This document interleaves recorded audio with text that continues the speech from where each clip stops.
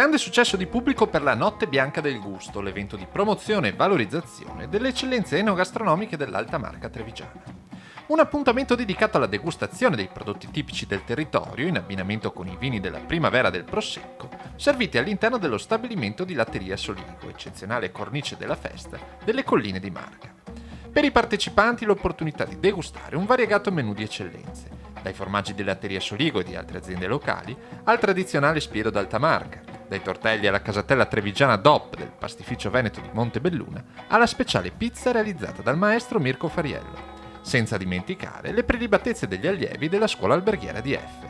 Quest'anno abbiamo portato un risotto con il barricato al pepe soligo e del melone che mettiamo nella mantecatura finale per dargli un po' una nota di freschezza. Poi abbiamo la cheesecake con il caffè e gli amaretti con una base di mascarpone naturalmente soligo, e poi siamo abbinati anche ai ravioli del pastificio di Montebelluna con i quali collaboriamo sia noi come scuola che la Latteria Soligo. Altro ingrediente della serata, i vini vincitori del concorso enologico Fascetta d'Oro, promosso dal Comitato della Primavera del Prosecco Superiore.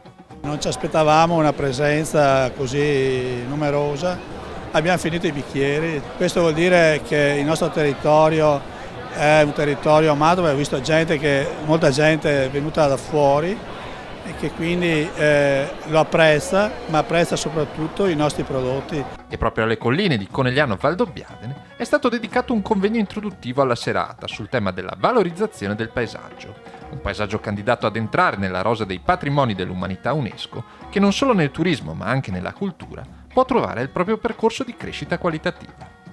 La cultura è soprattutto per i cittadini, noi dobbiamo cominciare a lavorare sul rapporto tra cultura e benessere, che è importantissimo, soprattutto per la terza e la quarta età. La qualità dell'invecchiamento attivo dipende dalle occasioni e dagli stimoli culturali. Tutto il tema del dialogo interculturale, mi rendo conto che questo è un argomento delicato oggi, ma è un argomento imprescindibile perché l'Europa funziona nella misura in cui riesce a essere in modo intelligente e multiculturale, e tutto il tema nuovo del rapporto tra cultura e innovazione. Per far nascere una nuova generazione di imprenditori del territorio giovani è molto importante esporli a delle idee nuove e anche provocatorie. Il risultato da questo punto di vista può essere molto importante.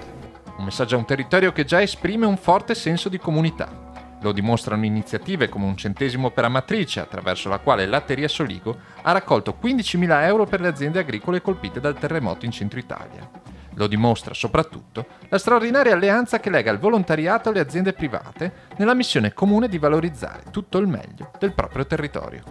Il volontariato è qualcosa di indispensabile per fare serate come questa, e si nota che assieme si crea veramente qualcosa di utile, no?